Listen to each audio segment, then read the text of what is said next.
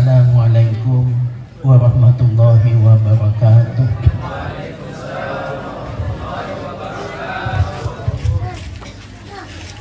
Bismillahirrahmanirrahim. Alhamdulillahilladzi lam yazal 'aliya wa lam yazal fi'alahu samiya. Qadratum min bahri judihi tamla'ul ardaraya wa nadratun bi'aini rahmatihi tusawwirul kafira waliya. Al jannatu liman ata'ahu walau abdan habsiyah wan nar liman asahu walau syarifan qurasiyah.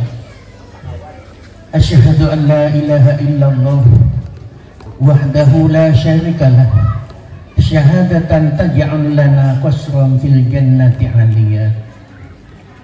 Wa asyhadu anna sayyidana Muhammadan abduhu wa rasuluh law ra'aitahu la ra'aitahu wajhan qamariya. Allahumma fasalli wa sallim wa barik ala sayyidina wa maulana Muhammad wa ala alihi wa ashabihi salatan wa salaman daimaini bukratan wa asya. Masya Allahu kana wa malam yasha' lam yakun wa la hawla wa la quwata illa billahil aliyil azim. Amma ba'du, usikum wa nafsi bitaqwallah faqad fazal muttaqun fatazawwadu fa inna khairaz zadit taqwa. Yang saya sangat agungkan dan saya sangat muliakan para alim ulama, sam'an wa ta'atan, yang saya sangat menghormati para habaib, wabil khusus yang hadir pada kesempatan ini yaitu Habib Ali Al-Attas Al-Assegaf.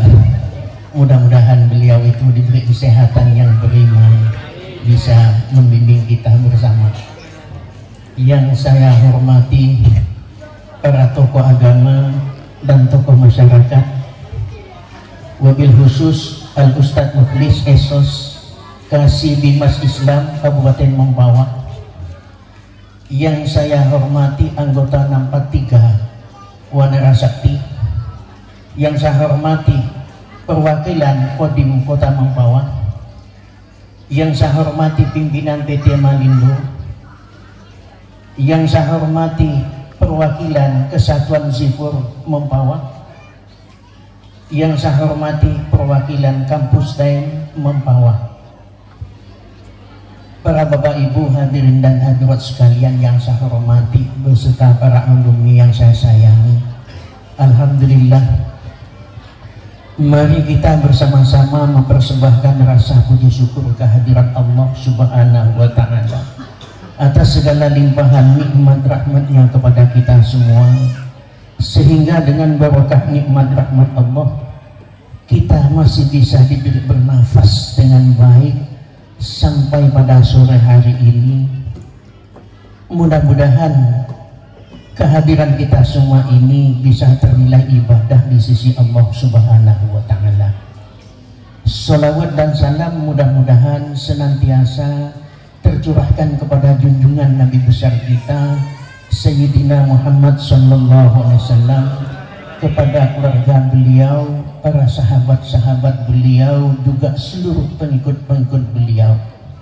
Para bapak ibu hadirin dan hadirat sekalian yang saya hormati, halal bihalal ini khusus ada di daerah kita Nusantara Indonesia. Di luar Indonesia itu tidak ada istilah halal bihalal. Namun para ahli sejarah itu beda pendapat. Ada yang mengatakan permulaan mengadakan halal bihalal itu dimulai oleh Haji Abdul Wahab Hasbullah. Di saat katanya pada masa itu pemerintahan masa galau. Jadi untuk mengislahkan kembali itu diberi petunjuk oleh Kiai Abdul Wahab Hasbullah, diadakanlah halal bihalal. Tujuannya untuk mempererat kesatuan dan persatuan NKRI. Di lain lagi itu mengatakan ada seorang ulama bernama Abdul Hasib Sirot Sampar. Beliau pernah menyatakan halal bihalal ini pertama kali diadakan di daerah Sunda dengan bahasa halal bihalal, yang dimaksud saling maaf memaafi satu dengan yang lain. Maka dan menjadi istilah sampai detik ini dia diadakan halal bihalal, tapi dengan dirubah menjadi halal biharam. Karena ini bisa terjadi. Pelaksanaannya halal apa? Konteksnya itu halal itu halal, tapi kalau pelaksanaannya bercampur adul bisa terjadi halal biharam. Ini dengan tujuan untuk memperkokoh dua hubungan yang tidak boleh terputus. Yang pertama, ittisalul muslimi an rabbihi an tariqil ibadati. Yang kedua, ittisalul muslimi aninnas an tariqil mahabbati wal ikhwan. Yang pertama, hubungan seorang muslim dengan Tuhannya lewat sistem ibadah kepada Allah. Yang kedua, hubungan seorang muslim dengan sesamanya lewat jalinan rasa cinta dan persaudaraan. Ini yang harus ditanamkan kepada kita umat Islam yang didorong dengan rasa keimanan yang kokoh. Karena kadang terjadi, kata Sayyidina Ali bin Abi Thalib, innal haqqah yad'afu bil ikhtilaf wal iftirak wal batilah qad yaqwa bil ittihad wal ittifaq. Yang hak itu menjadi lemah. Kenapa? Karena perselisihan dan perpecahan. Yang batil kadang-kadang menjadi kuat dengan persatuan dan kekompakannya. Jadi mari alumni Nahdlatul Subban diadakan agar mempererat hubungan sesama alumni Nahdlatul Subban dengan alumni-alumni yang lain, dan di antara alumni dengan masyarakat setempat. Ini harus ada mempererat hubungan ukhuwah Islamiyah untuk menjaga agama kita yang kita cinta ini.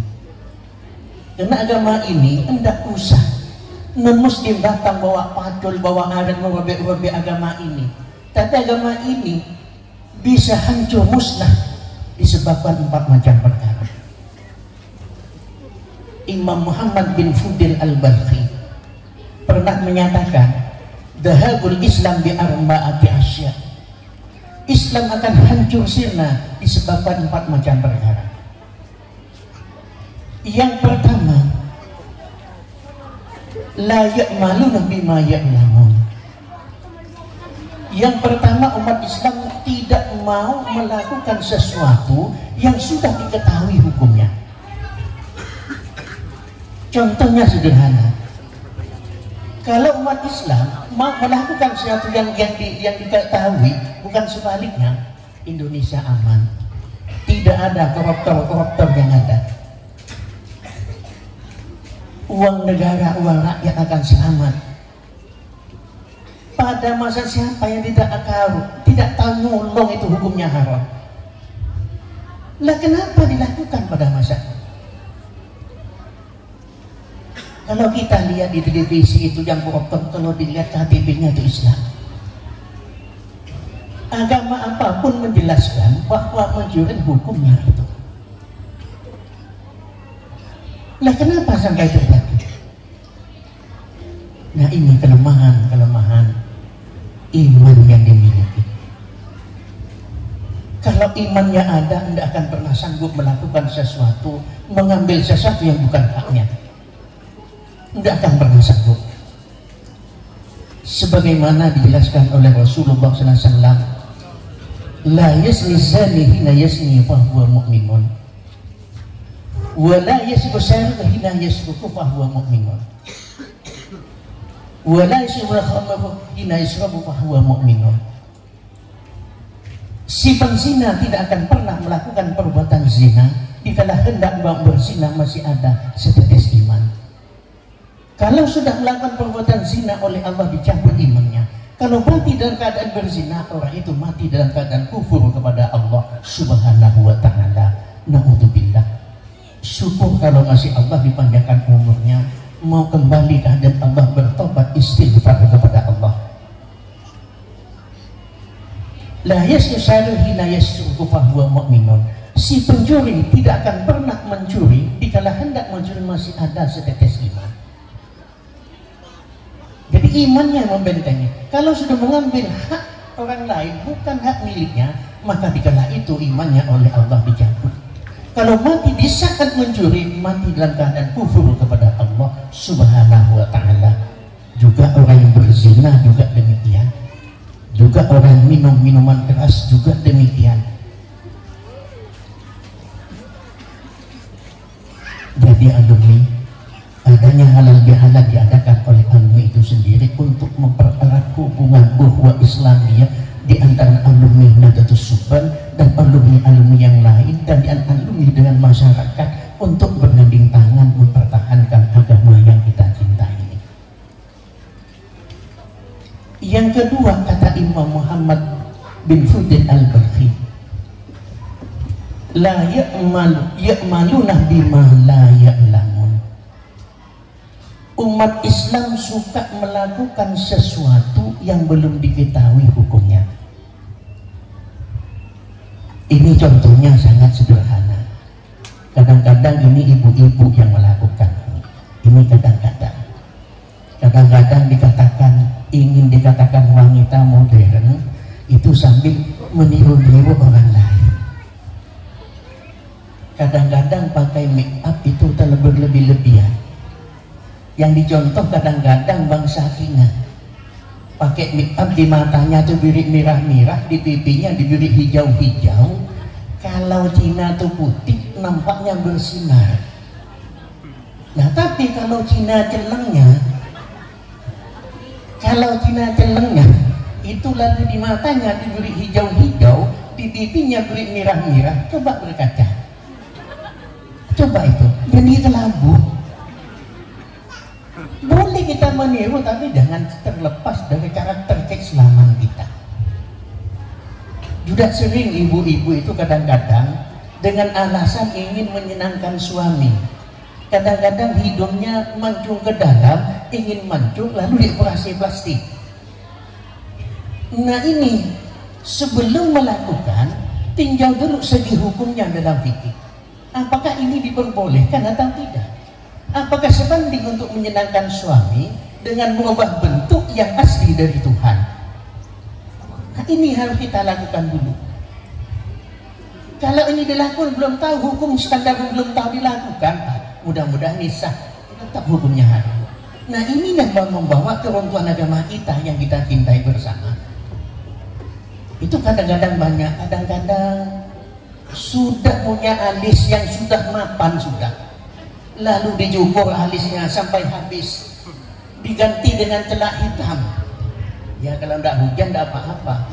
Kalau sudah musim gerimis, itu sibuk. Kalau tidak ditutup nanti habis. Pakai di mana pedeki kapan kini hujan tak berjelentir. Nah ini hal demikian jangan dilakukan sebelum kita tahu status hukumnya. Karena takut oleh Allah tidak sebanding menyenangkan suami dengan merubah karakter yang dari Tuhan yang asli. Apakah ini tidak khawatir dimasukkan dalam hadis qudsi, man lam yardu ala qada'i wa lam yasbir ala bala'i wal yatub rabban siwa'i wal yahru tahta sama'i. Barang siapa tidak ridho dengan kepastianku, kata Allah, diberi hidung agak pesek sedikit tidak ridho, lalu dioperasi ingin jadi mancung berarti tidak ridho dengan murid Allah. Apa kata Allah? Walam yasbi ala bali, dan dia tidak sabar dan ujianku. Silakan mencari Tuhan selain aku dan keluarlah dari bawah langitku. Kita mau diam kemana?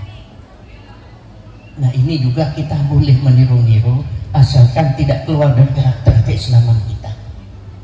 Kita ini Islam membuat kemodernan terutama bagi wanita. Yang mengangkat derajat wanita itu Islam. Jangan ditambah-tambah lagi. Malah ada orang yang merubah kelamin. Yang kelamin perempuan dirubah ke kelamin laki-laki, yang kelamin laki-laki dirubah perempuan. Cari mutu asal guntok pada tiano bengklen bani mencari. Lah ini sebenarnya apa ini diperbolehkan? Kalau ini dipaksakan timbul masalah yang baru. Katanya kan yang berhasil merubah kelamin laki-laki jadi wanita itu di Thailand. Jadi persis kalau ini betul-betul terjadi, lalu berbentuk kemaluan wanita kayak wanita benar, apakah disetujui tanpa akad nikah, apakah itu tergolong zina atau tidak? Ini masalahnya baru. Terus masalah terungkit. Jadi wajar kalau Imam Muhammad Huda Al-Bakri mengatakan runtuhnya Islam dalam 4 perkara. Pertama, yang kedua, ia tidak mau melakukan sesuatu yang tidak diketahui hukumnya. Jadi mari perilaku kita dirubah demi menjaga kelestarian agama yang kita cintai. Yang ketiga, kata beliau, la yata'allamuna bima la ya'lamun. Umat Islam tidak mau belajar sesuatu yang belum diketahui. Makanya program alumni sudah baik, tinggal pelaksanaannya. Ada ajian bulanan ada 2. Ada awal bulan tiap minggu, ada awal bulan, ada akhir bulan setiap malam Selasa. Nah ini untuk menambahkan wawasan. Karena kalau bercerita tentang ilmu, lebih tentang fikih, itu selalu ada masalah-masalah yang baru. Dan selalu ada kebijakan-kebijakan, mungkin masalah yang sama, tapi lain sikonnya pasti berbeda kebijakannya. Mungkin apa yang terjadi di kota Mempawah ini, masalahnya sama yang terjadi di kota Madya Pontianak, tapi karena berbeda sikonnya, maka kebijakan hukumnya mungkin bisa berbeda. Karena fik itu tidak jumud. Nah ini makanya ulumi, kerobjahnya sudah baik, tinggal pelaksanaannya dan dibina kekompakannya. Kalau kompak apapun bisa dilaksanakan. Tapi kalau sudah bercerai-berai menjadi lemah, sampai terefek kepada agama kita, membuat keuntungan. Yang terakhir, kata beliau, yamna'un nasah bita'allum. Mereka suka mencegah orang lain untuk belajar, khususnya tentang ilmu agama. Ini sangat penting. Sebagian alumni itu sudah berkeluarga, sebagian sudah mempunyai anak, sebagian sudah menjadi pemimpin rumah tangga. Dalam Islam dinyatakan menuntut ilmu menjadi kewajiban hak individu setiap muslim. Juga yang sudah punya keluarga menjadi tanggung jawab keluarganya. Mari kita baca kembali sebuah ayat Al-Quran, qu anfusakum wa ahlikum nar. Ayat ini pendek, isinya sangat padat dan super, sehingga Syekh Nawawi Banten memberikan takrib definisi tentang ayat tersebut dalam kitabnya Tafsir Munir. Beliau menyatakan alimu anfusakum wa nisa'akum wa auladakumul khairah wa adibuhum bi an ta'muruhum bil khairi wa tanhuhum anis syarri taquhum bidzalika naran. Syekh Nawawi sedang beri penafsiran ayat tersebut. Kalau kita artikan menurut beliau, ajarilah dan didiklah mulai dari diri kalian, istri-istri kalian, anak-anak kalian, diberi pendidikan dan pelajaran yang baik. Tentu dimaksud dalam penafsiran ini baik dipandang manusia, lebih-lebih baik dipandang agama Allah. Dan jauhilah, kata Syekh Nawawi Banten, mulai dari diri kalian, istri, anak, dan keluarga kalian dari hal-hal yang tidak baik. Tidak baik dipandang manusia, lebih-lebih tidak baik dipandang agama Allah. Apabila kalian bisa melakukan hal yang demikian, kata Syekh Nawawi Banten, maka kalian, istri, anak, dan keluarga kalian terselamatkan dari ancaman api neraka. Jangan tidak dikira seorang suami akan terlempar ke neraka dikarenakan istri. Bukan dosa istri pindah kepada suami, tapi atas kelalaian seorang suami untuk mendidik, membina istrinya sesuai ajaran dan tuntunan Nabi Muhammad SAW. Kita ingat di zaman Bani Israel itu ada seorang ulama besar. Dari tinggi ilmu dan ibadahnya oleh Allah disetarakan dengan Nabi. Asalkan lidahnya mau bergerak, apa dengan lidahnya itu terwujud di hadapannya. Pernah gunung Kan'an di Mesir ditunjuk dengan telunjuknya, dibacakan Bismillahirrahmanirrahim, berubah menjadi emas. Tapi Bal'am yang sangat tinggi ibadah dan ilmunya itu mati dalam keadaan kufur. Kenapa? Karena mengikuti hawa niyah kebinatangan istrinya.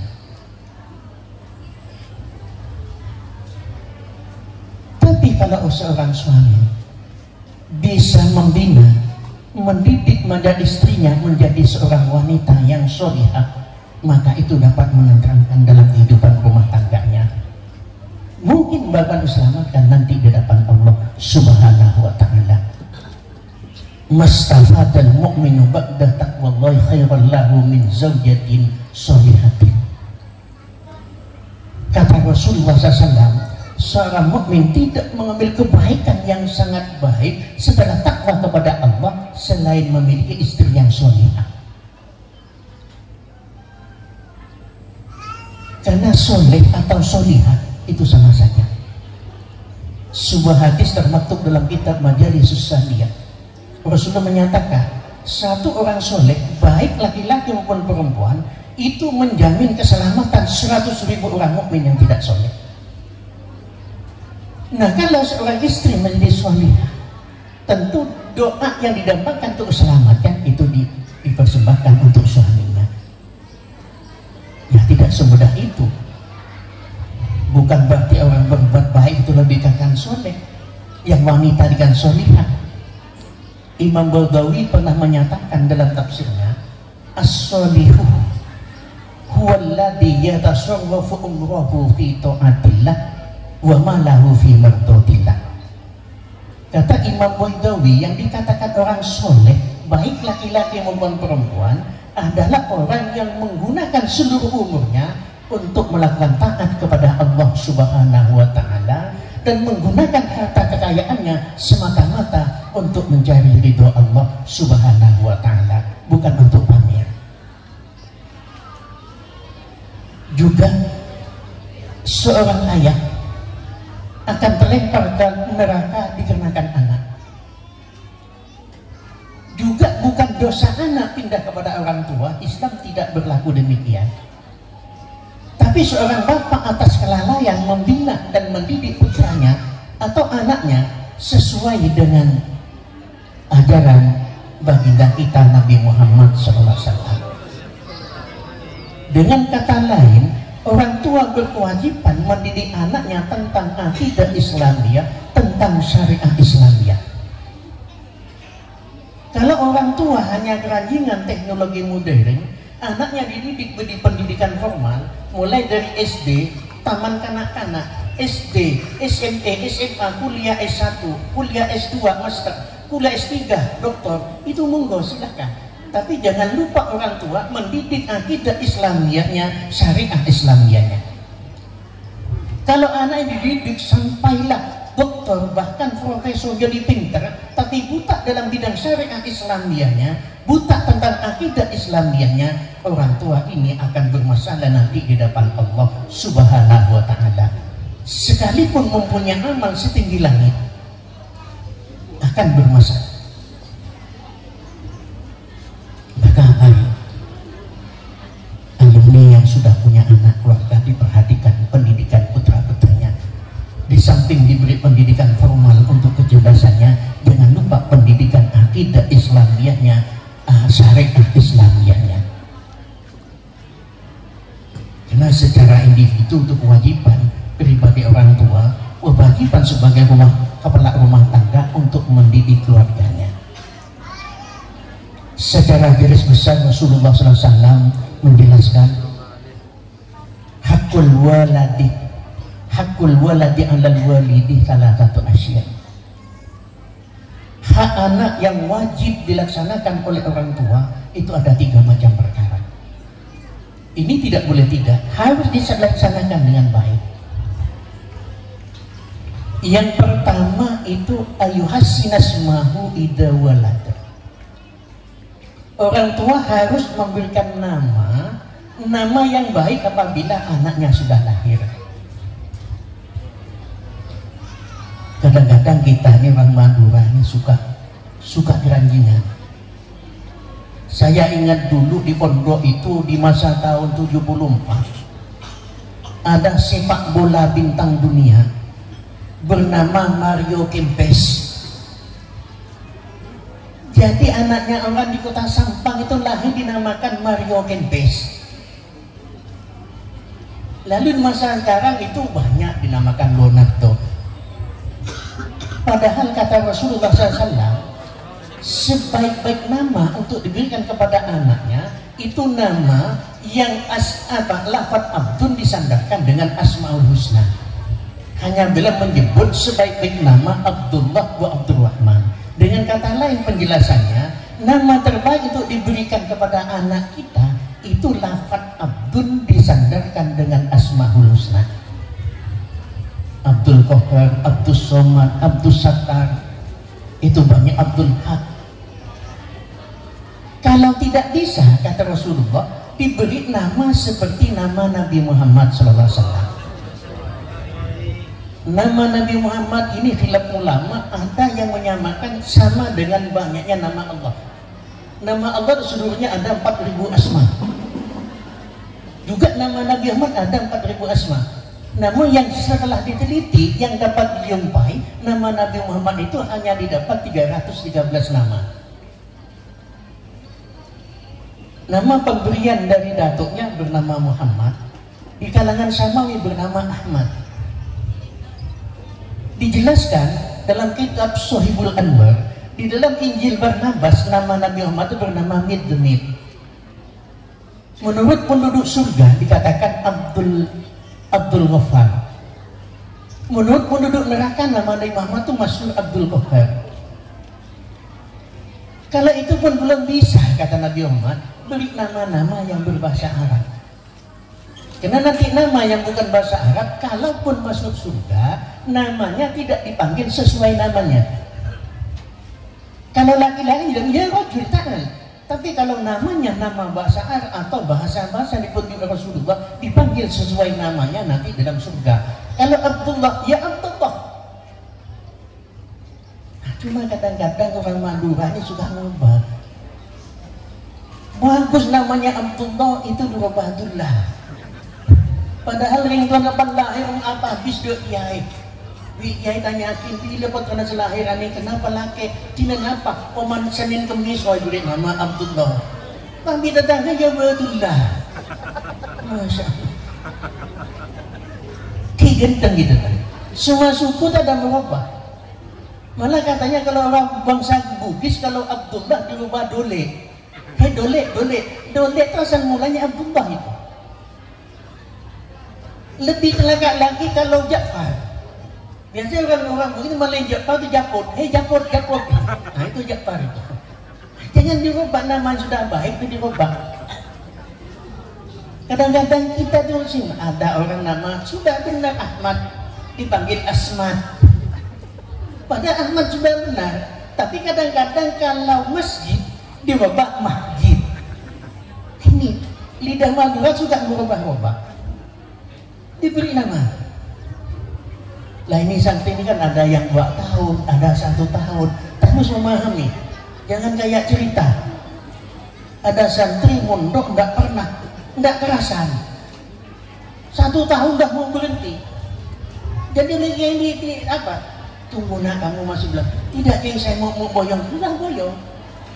Setelah boyong lagi hanya dipesan, ya nggak apa-apa. Tapi nanti kalau kamu punya anak diberi nama yang baik ya. Ya kiai jangan khawatir. Singkat ceritanya setelah waktu kemudian dia suan kepada kiainya belum sempat ngomong bagaimana nak Pesan saya sudah Kiai, saya punya anak laki-laki, sudah diambilkan dalam Al-Quran yang terbaik. Lu dong apa nyama dong? Ampun Kiai, di dalam Al-Quran kula mau Al-Quran dong ayat gitu. Inyamin Abdul Khinzir. Lu Kiai na tuh what? Apa dong? Mending becek di dong. Ya ini kan Kiai kalian pala bolong, alumni pala bolong. Abdul Nahi bener, Al-Quran bener, cuma Injil sudah bener. Kalau dia babi, arti hambanya babi, kemudian babi. Makanya Kiai menjerit. Nah ini, maka yang diadakan persatuan itu sudah baik, tinggal pelaksanaannya. Tadi sudah dijelaskan oleh Tuan Lembaga bahwa berjemaah itu bersamaan dengan pertolongan Allah. Bahkan Sina Umar bin Khattab pernah menyatakan la islama illa bi jama'atin wala jama'atah illa bi imaratin wala imaratah illa bi ta'atillah. Islam tidak akan pernah sempurna illa bi jama'atin, kecuali ikut berjemaah. Apakah berbentuk organisasi mulai yang kecil sampai yang besar. Wala jama'atah illa bi imaratin. Islam yang sudah berbentuk jemaah tidak akan sempurna kalau tidak dibentuk imarah. Artinya dengan administrasi yang lengkap, ada ketua, wakil ketua, lengkap. Nah Islam yang sudah bentuk berjemaah, sudah berbentuk imarah, tidak akan pernah sempurna illa bi ta'atillah, kecuali dibawa untuk taat kepada Allah Subhanahu wa ta'ala. Juga diperhatikan, nama ini kadang-kadang ada pengaruhnya. Tumbuh besarnya anak itu ada kalanya pandangnya. Makanya orang tua-tua dulu itu kalau lahir anaknya suan kepada kiai, kadang-kadang kiai itu istikharah, kadang-kadang difalak disesuaikan dengan kelahirnya agar tepat namanya sesuai dengan anaknya. Kadang-kadang orang Madura itu datang, anaknya sudah bagus, minta ubah nama. Seheran yang menesanang sampai Abdul Somad, aku ini kerja bagus. Punten kiai pula kendu tak baik. Pulang ke nyaman ini kayak pekon. Maknya mau bisa lupa. Lejak bawa nyukon dekat pengiran, nama ini kalau bagus. Kayak nyukon gambar manter-manter, kalau nyaman ini tinggi berkesahian. Ni kan minta obat. Mana kaya bebas lah. Mertolo gua. Masya Allah. Dekik mun anang pencoleng suruh ngaji tak kedem. Isya mati Quran balik apa yang suan tanya. Siapa yang mertolo? Pantasnya mana mertolo? Tidak ya berarti sopan dia bermertolo. Lepas tu nong pencoleng gitu. Dia kita nama kadang-kadang itu ada efeknya. Cobalah orang yang bernama Muhammad lihat, tidak marah bangun nakal, tidak marah.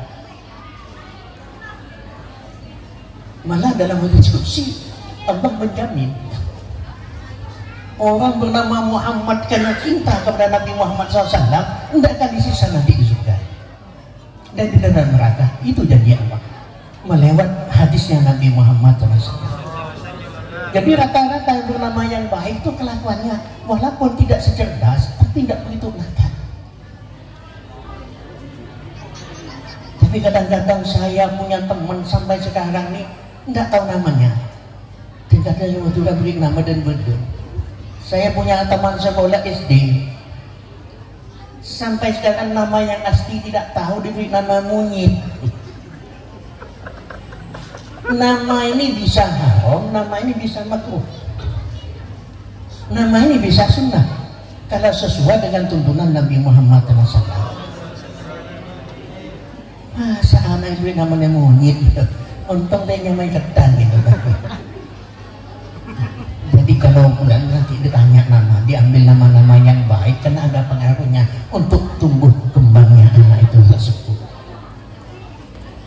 Yang kedua kata Rasulullah SAW, wa yu'allimahul kitaba idza aqulah, dan diajarkan kitab yakni ilmu pengetahuan khususnya tentang agama apabila anak itu sudah berakal.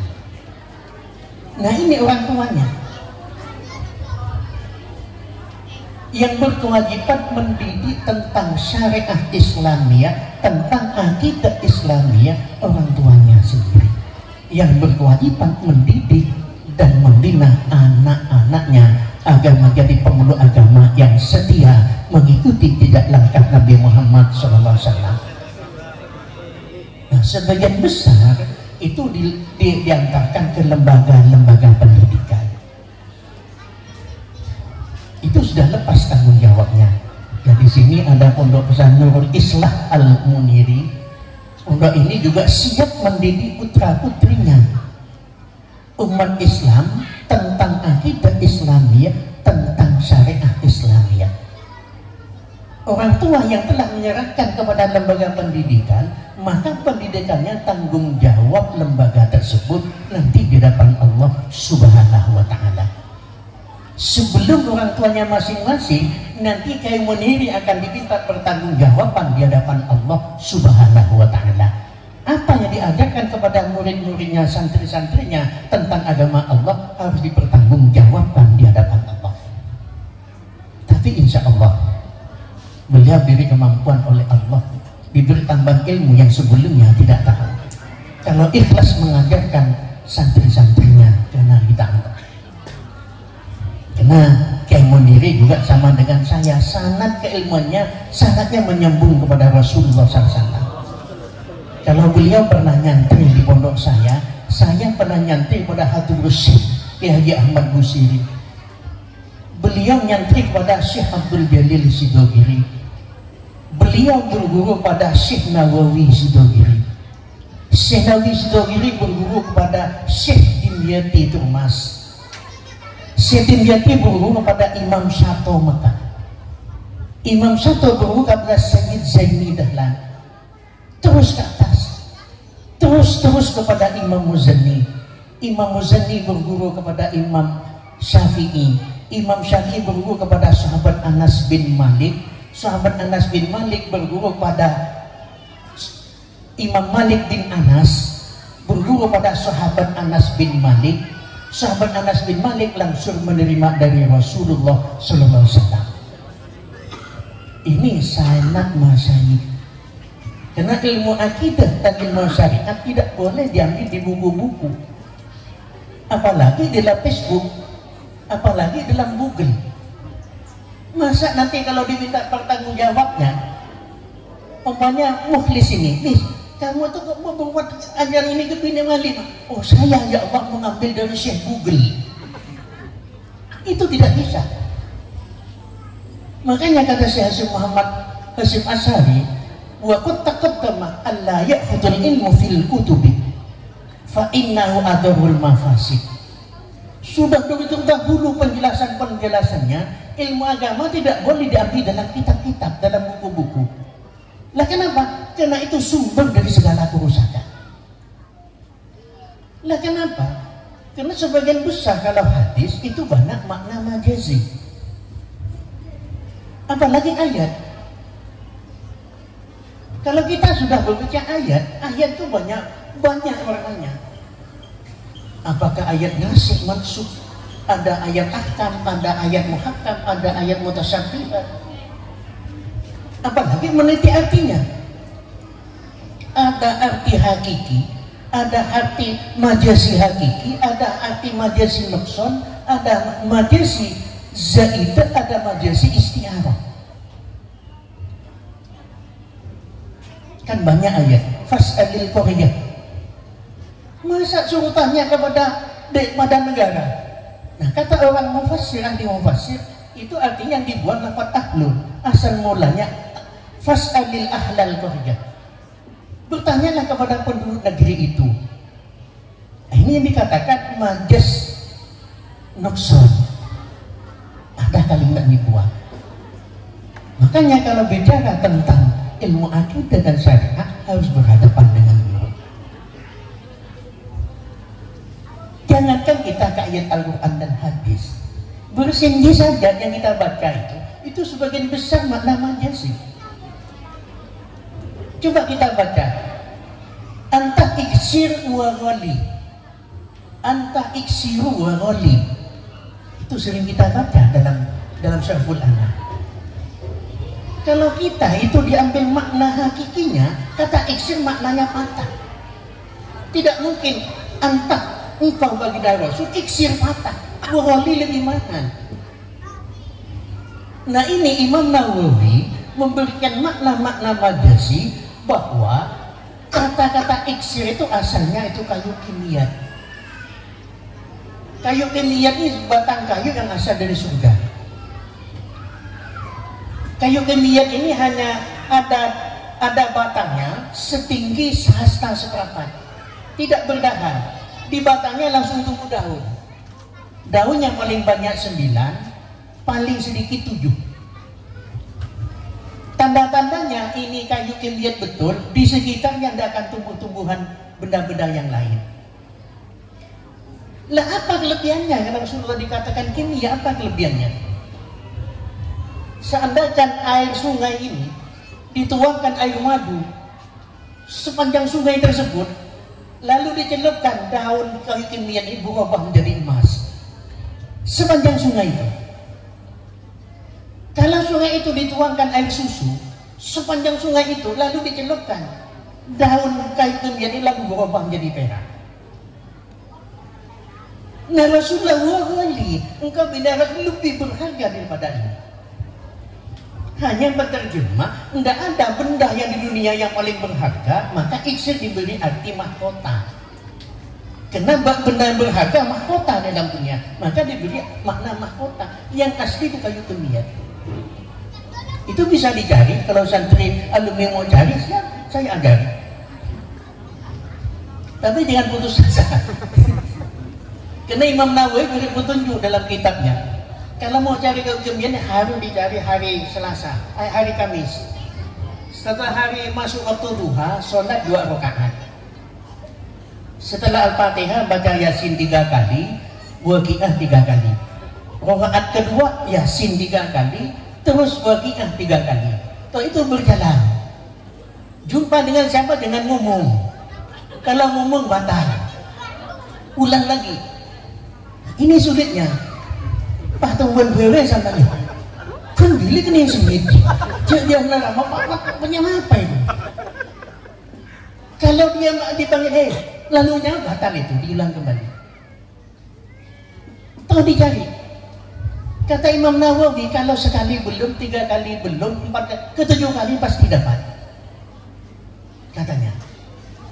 Tapi dikurangi maksiat, dikurangi. Kalau jalan lihat paha jangan menoleh. Kadang-kadang melihat orangnya bau harum, agak putih mukanya, badan hadap ke sana, tapi lehernya balik ke dah. Kok tak jadi itu? Tidak didukung dengan malaikat. Kata Imam Nawawi, kalau sudah jumpa pohon itu, jangan langsung diambil. Harus sholat syukur dulu, bukan sujud syukur, sholat syukur. Kalau tidak, hilang kembali. Nah kalau sudah ada, kayak itu ada, setelah sholat syukur masih tetap, tidak perlu itu diambil. Di kayu itu ada Nabi Khidir dan Nabi Ilyas.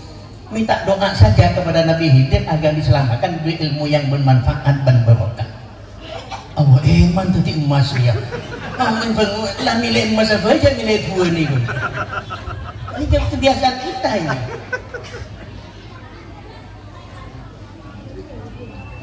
Yang ini biasanya orang bini lagi. Imam Ibnu Hajar gitu orang semiskin. Imam Nawawi itu sofi. Lamba ibadat nikah berdekota 1000 malam. Di orang nikah muntah entar kobra 1000 malam nikah agak setahun di alam dunia. Nikah bisa berde hotel bintang 5, berde pemandian. Tiraji nak Imam Ibnu Hajar nikah belum mulong pesi satu pemandian nikah masuk melihat kartisa 2 tahun selong mulong. Kapan 2 tahun ini kita boleh masuk? Nampak? Le pajak di ini Imam Rafi ini sekawanan. Dua ni kebah ampun. wah ibu tetap ada imam sebut Imam Rafi'i. Apa yang mengajar dia enggak? Enggak mengajar kan itu orang kulit. Bukti yakin itu enggak. Lagi nengil gitu tadi. Bukti yakin mun tajam dua nih kon. Lihat ulama nih kabur seatina. Kapal harus lakukan kapal mengucap Allah yang kan rezeki bersama ifa'an silbu wa ingkan firman ya Allah mun rezeki abdi nang di langit potongan lagi gitu ya Allah mun di bumi potimbul lagi wah keluar pun kalau masa itu masa betul leni kami nama kau bisa cengang nih tak tuh siang boleh gitu setengang tak sempat jual nih tengah bentang lepas malam boleh lemah boleh ni kelahiran ni kami masuk ke surga. Utek kubah mau mentereng sampai lantai 14. Ini bangunan punya siapa ini? Ini punya Fulan bin Fulan. Ku tahu kok dia enggak. Nah kenapa ini batanya hilang? Karena dipaksa tidak ada yang lain maka ini diambilkan. Jadi bangunan surganya hilang. Jadi juga mana istrinya dibangkat, ngalek beban dineknya. Nang gedung surga gila ilang buatan situng. Aduh aja Mas Iman. Akhirnya menilang suwel kena petong kawan ke bawah nak hitbat. Jeletan bangunan orang juga membeli. Nah kena ulama letakkan di atas bantalan berdoa hilang lagi kembali ke mana? Muncul sampean itu napa? Napa milih dua, napa milih emas nikah? Muncampian paman. Ya ini dulunya kayak begitu. Ya akhirnya istrinya sadar juga insaf memilih untuk keselamatan dunia akhirat. Jadi dilepas. Ya kita kembali. Tugas anak, tugas orang tua. Jamaah kadang yang mau turun ini keburu. Dan gula bu lambat kemurak untuk pertama. Santri berdesa nginep, bercetak nginep. Bila setak nginep anak bini ini kita ngaji seminggu. Dan tanya hidup mah, laki pada laki ibu itu.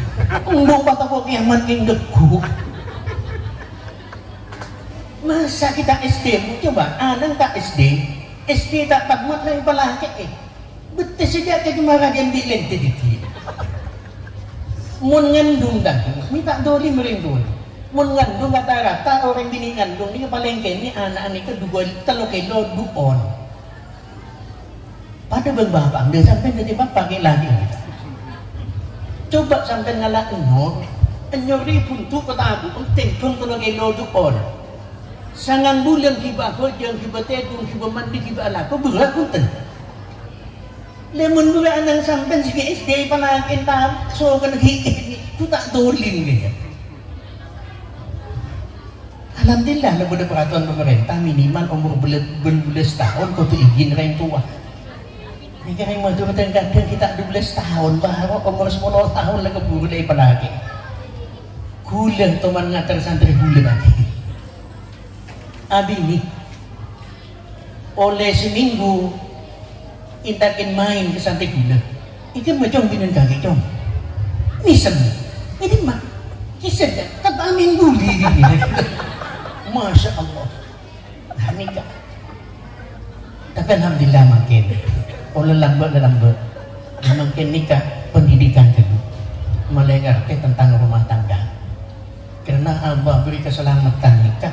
Ciapun kanjeng Nabi Muhammad SAW. Idza aradallahu khairan fi ahli baitihi faqahahu fid din. Bila Allah akarep kebaikan dalam sebuah rumah tangga, maka rumah tangga menikah diberi ngerti tentang agama. Jadi orang tamunya Islami, dapur Islami, WC-nya Islami, kamar tidurnya Islami, kamar istirahatnya Islami. Setuju dari Islam.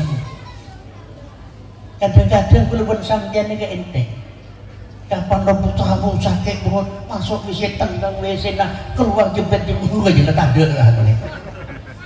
Ini kita buat bukan Islami. Kalau kita Islami WC kita sebelum masuk minimal kita diam dulu di depan pintu, minimal berdoa Bismillahirrahmanirrahim.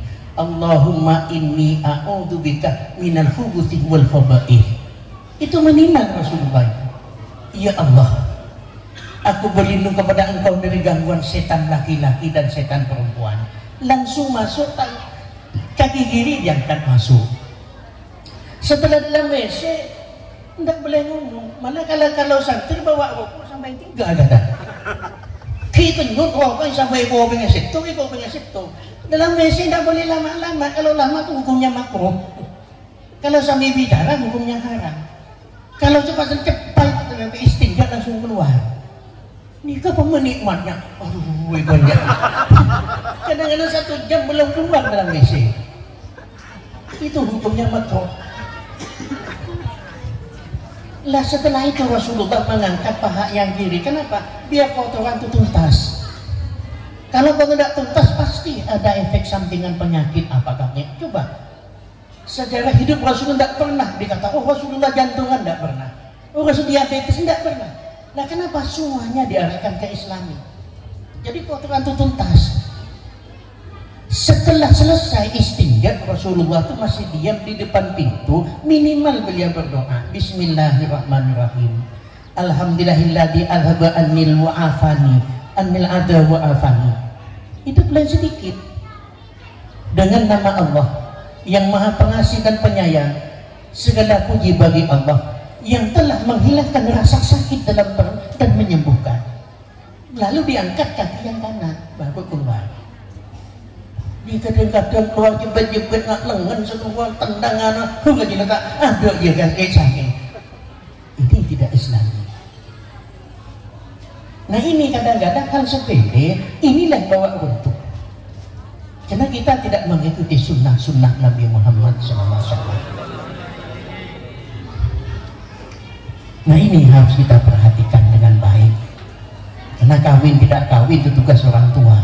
Wazawijahu ida adrokah. Orang tua harus mengawinkan anaknya yang sudah dewasa.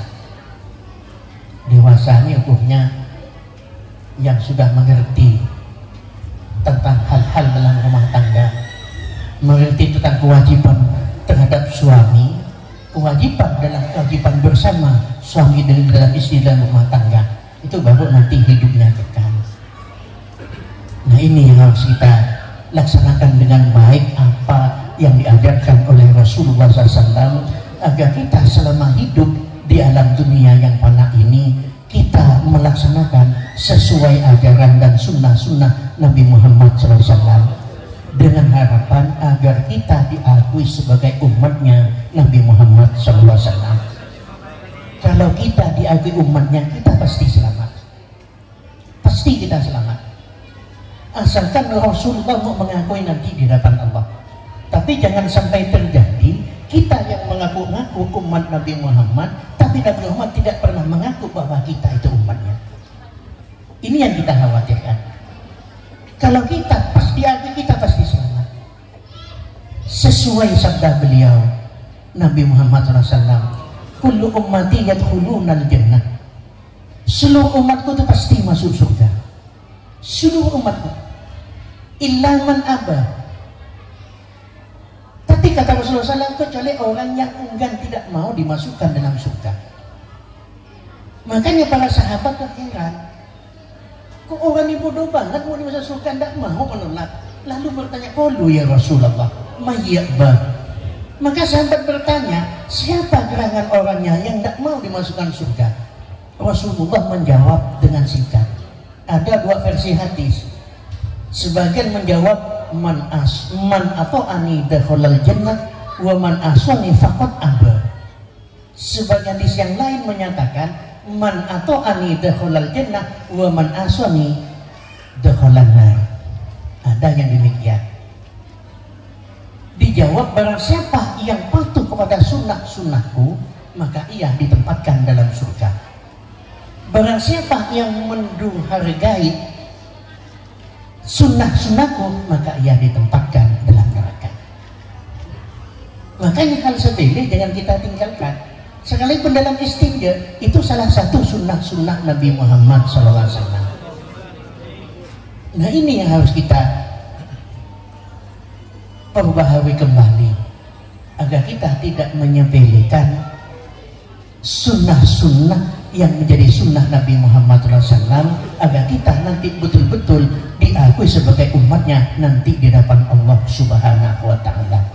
Sedang satu-satunya untuk menyelamatkan diri kita, satu-satu harapan itu syafaat Nabi Muhammad SAW. Amal perbuatan kita tidak menandingi nikmat Allah. Kalau kita yang mengandalkan nikmat, mungkin kita tidak akan pernah selamat dari ancaman neraka. Kecuali kita mendapatkan syafaat Rasulullah untuk mendapatkan rahmat Allah Subhanahu wa Ta'ala. Karena manusia selamat dari neraka bukan karena amalnya, tapi rahmat Allah. Nah, syafaat inilah untuk mencapai rahmat Allah Subhanahu wa Ta'ala, agar kita terselamatkan dari ancaman neraka, masuk surga dengan syafaat Rasulullah SAW dan rahmat Allah Subhanahu wa Ta'ala. Jadi amal kita tidak ada apa-apanya. Seandainya surga itu dikepling, kita tak kebahagiaan. Seandainya surga dikepling, kita tidak kebahagiaan. Nah, kenapa? Sudah diambil para tabi'in. Bayangkan, putra Imam Ahmad bin Hanbal, putra wanitanya, yang wanita saja, sholatnya tidak kurang dari 1000 rakaat. Apalagi Imam Ahmadnya, Imam Abu Hanifah, amalnya setiap harinya tidak kurang dzikir la ilaha illallah Muhammadur Rasulullah sebanyak 200.000 kali, berselawat kepada Nabi Muhammad sebanyak 200.000 kali. Nah, kita tidak ada apa-apanya. Untung Rasulullah SAW memilih syafaat. Daripada umatnya dimasukkan separuh umatnya ke dalam surga tanpa hisab, Rasulullah tidak mau memilih syafaat. Nah, inilah yang kita harapkan nanti di hadapan Allah Subhanahu wa Ta'ala melewati syafaatnya beliau. Karena kalau kita ingat, Rasulullah menceritakan ada seorang soleh ibadah 400 tahun, ada di tengah-tengah pulau dikelilingi lautan yang besar, 400 tahun tidak pernah tidur, tidak pernah makan, tidak pernah minum, digunakan ibadah sholat sampai 400 tahun. Nah, ini kata Rasulullah, setelah yaumil qiyamah oleh Allah dipanggil, ya fulan bin fulan udkhulil jannati bi rahmati. Hai fulan, masuklah kalian ke surga dengan rahmat. Ini tidak mau. Tidak, ya Allah, saya selamat di neraka masuk karena saya mati-matian beramal 400 tahun. Jadi kata Allah, kalau begitu hitung. Jadi ibadah 400 tahun dihitung dengan nikmat mata sebelah. Ibadah 400 tahun dihitung dengan nikmat mata. Setelah dihitung tidak ada apa-apanya. Ibadah 400 tahun yang tak pernah tidur, tidak pernah makan dan minum, ibadah sholat terus 400 tahun, setelah ditimbang dengan nikmat sebelah mata, itu dikatakan nikmat sebelah mata. Maka akhirnya oleh Allah diperintahkan untuk dilemparkan ke neraka, barulah beraung-aung, ya Allah sebab rahmatnya. Nah, apalagi kita yang kita tidak pernah berbuat selain yang wajib. Nah, ini kalau di kapten sudah diambil yang dahulu. Alhamdulillah Rasulullah memilih syafaat. Ini harapan ketegaran kita, agar kita bisa juga mendapatkan syafaat Nabi Muhammad SAW, sehingga kita terselamatkan dari ancaman api neraka, dimasukkan ke dalam surga, iringan syafaat untuk mencapai rahmat Allah Subhanahu wa Ta'ala. Para bapak ibu yang saya hormati, juga para alumni yang saya sayangi, ini waktu sudah masuk dari tadi waktu asar. Kalau bicara terus, nanti asarnya hilang, tidak sholat asar nanti. Dan saya lihat alumni pun sudah capek dari tadi. Daripada saya ngomong sendiri, mungkin disinilah apa yang bisa disampaikan dalam acara halal bihalal pada tahun ini. Namun diharapkan kepada para alumni dijaga dengan baik kekompakan, kesatuan dan kebersatuan dalam ukhuwah Islamiyah, agar kita bisa melaksanakan ajaran syariat Rasulullah SAW dengan baik dan sempurna sesuai dengan sunnah-sunnah Nabi kita Sayyidina Muhammad SAW. Sebelum diakhiri, mohon maaf sebesar-besarnya, mungkin ada keliru atau kesalahan. Sekali lagi mohon maaf sebesar-besarnya. Kata orang Arab mengatakan, dak maka terhut masofa. Istilah makna bebasnya, buanglah ampasnya, ambillah santannya. Akhirnya wallahul muwaffiq ila aqwamit thoriq. Assalamualaikum warahmatullahi wabarakatuh. A'udzubillahi minasyaitonirrajim. Bismillahirrahmanirrahim. Alhamdulillahirabbil alamin. Hamdan yuwafi ni'amaka fi mazidah. Ya Rabbana lakal hamdu kama yanbaghi li jalalika 'azimi sultanik. Wassalatu wassalamu ala asyrafil anbiya'i wal mursalin sayyidina Muhammadin wa ala alihi wa sahbihi ajma'in. Allahumma lakal hamdu syukran wa lakal mannu fadlan. Allahumma naddim ahwalana wa hassin a'malana wa sallim imanana wa sallim islamana wa sallim dinana wa la tusallim alaina man la yakhafuka wa la yarhamuna. Allahumma inna nas'aluka khaira ma sa'alaka minhu habibuka wa nabiyuka wa rasuluka sayyiduna Muhammadun sallallahu alaihi wasallam wa ibaduka sholihun wa na'udzubika ya Allah ala ma syarra ma ista'adaka minhu habibuka wa nabiyuka wa rasuluka sayyiduna Muhammadun sallallahu alaihi wasallam wa ibaduka sholihun. Allahumma taqabbal wa awsil ma qara'nahu min ayatikal karim wa dzikril hakim wassalati ala nabiyyika sayyidina Muhammadin sallallahu alaihi wasallam hadiyatan minna wa wasilatan ila rasulillahi sallallahu alaihi wasallam wa ala alihi wa ashabihi thawaba mithlu thawadhalika ila jami'i arwahil ulama'il amilin al-kamilin wa ibadillahi sholihin wa li abaina wa ummahatina wa ajdatina wa jaddatina wa a'mamina wa ammatina wa akhwalina wa kholatina wa li jami'il muslimina wal muslimat wal mu'minina wal mu'minat al-ahya'i minhum wal amwat. Allahumma ighfir lahum warhamhum wa'afihim wa'fu anhum waj'al kuburahum rawdatan min riyadil jinan wa la taj'al kuburahum min hadratin niran bihaqqi wa syafaati Rasulillahi sallallahu alaihi wasallam.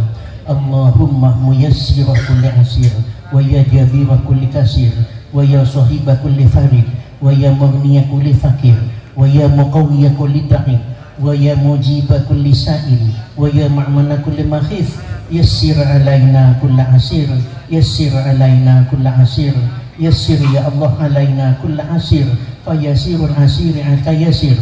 Allahumma ya man la yahtaju ilal bayani wat tafsir, hajatuna ilaika kathir, hajatuna ilaika kathir, hajatuna ya Allah ilaika kathir, wa anta alimun biha wa basir, wa anta ala ma ta'sal qadir wal ijabati jadir. Rabbana hab lana min azwajina wa dhurriyyatina qurrata a'yun waj'alna lil muttaqina imama.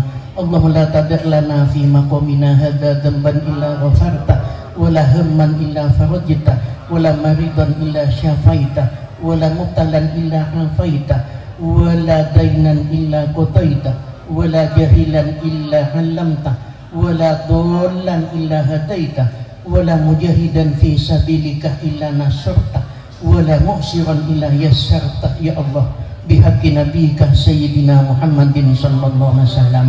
Rabbana taqabbal minna innaka antas samiul alim. Rabbana atina fid dunya hasanah wa fil akhirati hasanah wa qina adzabannar. Wa sallallahu ala sayyidina Muhammadin wa ala alihi wa sahbihi wasallam. Subhana rabbika rabbil izzati amma yasifun wa salamun alal mursalin walhamdulillahi rabbil alamin. Allahumma salli wa sallim wa barik ala sayyidina wa maulana Muhammad